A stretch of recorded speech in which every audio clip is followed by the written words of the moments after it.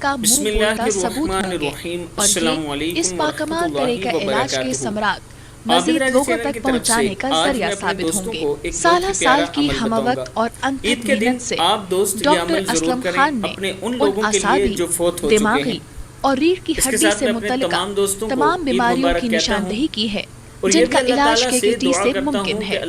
इस इलाज से मुतल्लिक तहकीकात साइंसी रिसालाजात में शाया हो चुके हैं जिन्हें दुनिया के नामवर साइंसदानों ने सराहा और तस्लीम किया है।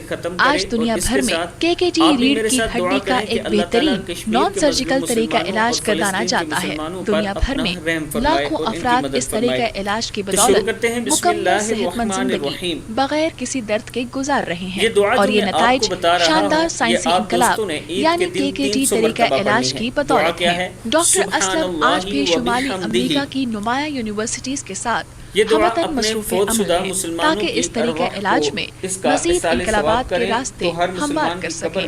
दुनिया की मुख्तलिफ मेडिकल यूनिवर्सिटीज और कॉन्फ्रेंसेस में उनकी जामिया तकारीर और मकालात उनके जज्बात और एहसासात की अक्कास हैं जिनमें वो रीढ़ की हड्डी और आसाबी अमराज के इलाज की तरक्की और फैलाव के लिए कमरबस्ता नजर आते हैं।